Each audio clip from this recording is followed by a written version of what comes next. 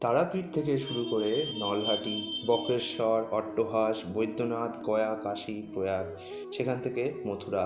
মথুরায় এসে নিতাই যেন কেমন হয়ে যায়। চারদিকে শুধু অপলক দৃষ্টিতে চেয়ে থাকে। এখানকার পথ ঘাট, নীল বনরাশি, সবুজ ঘাস সবই যেন তার চেনা। যমুনার ঘাটে ঘাটে সে সাঁতার কাটে, আছাড় খেয়ে খেয়ে পড়ে। প্রাণ ভরে সে ডুব দেয় যমুনায়, জল ছিটায়।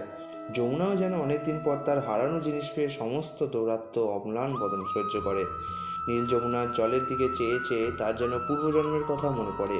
ওই তো সেই গোবর্ধন পর্বত। নিত্যানন্দ কেন জানি গোবর্ধন পাহাড়ের ওপর গিয়ে বসে থাকে। তারপর এলেন বৃন্দাবনে।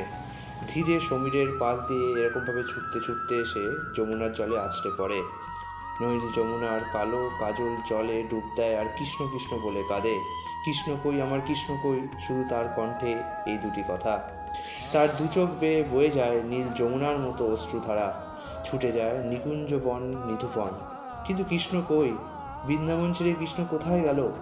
পথের দুপাশে গাছ গাছটা জড়িয়ে ধরে আকুল স্বরে কাঁদতে কাঁদতে জিজ্ঞেস করে, তোমরা কি কেউ আমার কৃষ্ণকে দেখেছ? কোথায় গেল আমার কৃষ্ণ? গরু বাছুর দেখলেই তার পা জড়িয়ে কেঁদে কেঁদে বলে, হ্যাঁ রে, তোরাও কি কেউ জানিস নে সে কালাচাঁদ কোথায় গেল? সন্ন্যাসী বোঝে না নিত্যানন্দ কেন কাঁদে। চোখের জলে পথের পর পথ ভেসে যায়। হস্তিনাপুরায় আসে নিত্যানন্দ। তারপর সেখান থেকে দ্বারকা, প্রয়াগ, অযোধ্যা, হরিদ্বার, বদ্রিকাশ্রম। পথ থেকে পথ, তীর্থ থেকে তীর্থ, পাহাড় থেকে পাহাড়, বন থেকে বন। এক নদী পার হয়ে আরেক নদীতে, কিন্তু কোথায় সে? এমনই দুর্লভ জিনিস কৃষ্ণ যে কোটি কোটি জনম ঘুরলেও তার নাগাল পাওয়া যায় না। কৃষ্ণরসে দেহ মন না ভিজাতে পারলে এ ধন মেলে না। কৃষ্ণরস কি? প্রেম আর ভক্তি মারাই করে যে রস মেলে, তাই তো কৃষ্ণরস। আর তারই নির্যাস কৃষ্ণপ্রেম। কৃষ্ণপ্রাপ্তির সাধনা যেমন অনেক রকম, প্রাপ্তিও তেমনি বহু প্রকার। চোখের জলের পথ বেয়েই দেখা হলো স্বামী শঙ্করানন্দের সঙ্গে। শঙ্করারণ্য অবাক চেয়ে থাকে নিত্যানন্দকে। নিত্যানন্দ বলেন, অপরাধ যদি না নেন তাহলে আপনার পূর্বাশ্রমের নাম কি? শঙ্করানন্দ জবাব দেয়, বিশ্বরূপ ছিল পূর্বাশ্রমের। নবদ্বীপ আমার বাড়ি। বাবার নাম জগন্নাথ মিশ্র। আমার একটা ভাই আছে, কেউ তাকে বলে নিমাই, কেউ বলে আবার গৌরাঙ্গ, কেউ বা বলে গোড়াচাঁদ। নিত্যানন্দ আর কোনো কথা বলেন না। কৃষ্ণ ছাড়া আর তার কোনো কথা নেই, কৃষ্ণ ছাড়া আর তার কোনো চিন্তা নেই। শয়নে স্বপনে আহারে বিহারে কৃষ্ণ ছাড়া আর কোনো নামই নেই। এবার দেখা হলো মাধবেন্দ্র পুরীর সঙ্গে। ধ্যান জ্ঞান তার কৃষ্ণ, জপ তপ তার কৃষ্ণ, স্মরণ মনন শুধুই কৃষ্ণ। আকাশ কালো করে মেঘ ওঠে, মাধবেন্দ্র পুরী কৃষ্ণ কৃষ্ণ বলে কেঁদে ওঠে। নিত্যানন্দ অবাক হয়ে যায়, এত ভাব, এত ভক্তি! আকাশের কোলে মেঘে যিনি কৃষ্ণরূপ দর্শন করেন তিনিই তো কৃষ্ণানুগ্রহ লাভ করেন। কালোর মাঝেই তো আলোর প্রকাশ। মাধবেন্দ্র পুরী চোখ বুজে থাকেন। চোখের পাতা বেয়ে জল গড়িয়ে পড়ে। নিত্যানন্দ বলেন, কত ঘুরলাম, কত কাঁদলাম, কিন্তু আপনার মাঝে আজ যা পেলাম তা আমার অমূল্য সম্পদ। মনে হচ্ছে যা পাইনি তা আজ পেয়ে গেলাম, যা দেখিনি তা আজ দেখে ফেললাম। প্রেম কাকে বলে আজ দেখলাম। মাধবেন্দ্র নিত্যানন্দকে জড়িয়ে ধরে বললেন, তোমাকে দেখাও যা, কৃষ্ণকে দেখাও তাই, একসাথে আজ দুজনকে দেখলাম।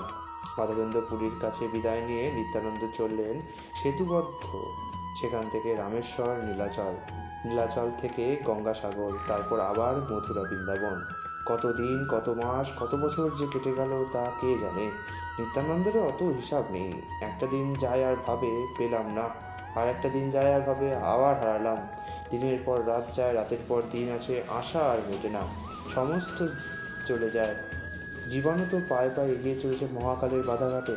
তবে দিন রাতকে যদি বেঁধে রাখতে পারতো তাহলে একটু হয়তো আশা ছিল। ব্রজের মাটিতে নিত্যানন্দের মিলন হলো ঈশ্বরপুরীর সঙ্গে। লোহার সঙ্গে যেমন চুম্বকের যোগাযোগ, ঈশ্বরপুরীর নিত্যানন্দকে দেখলেন ভালো করে। পরে তিনি বললেন, এখানে কাকে চাও? কার জন্য তীর্থ থেকে তীর্থে ঘুরে বেড়াচ্ছ? কৃষ্ণের দর্শন চাই, বলুন আমি তাকে কোথায় পাবো? এখানে কোথায় পাবে তাকে? সে কি এখানে আছে? তবে কি দেখা পাবো না? বলুন কোথায় গেলে তাকে পাবো?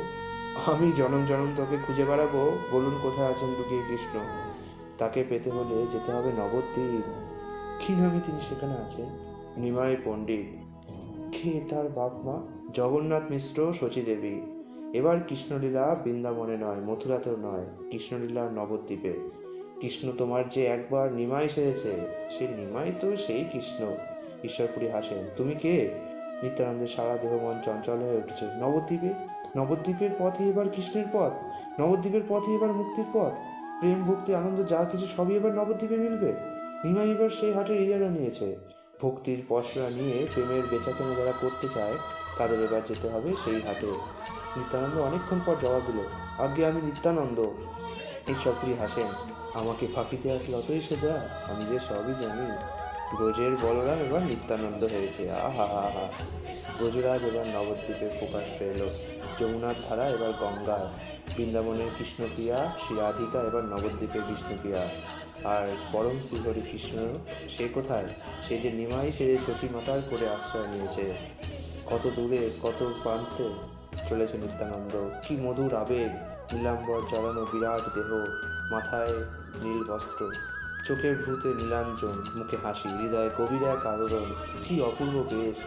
জ্ঞান চলেছে মহাজ্ঞানের পথে, ভক্তি চলেছে ভক্তির পথে, প্রেম চলেছে মহাপ্রেমের পথে।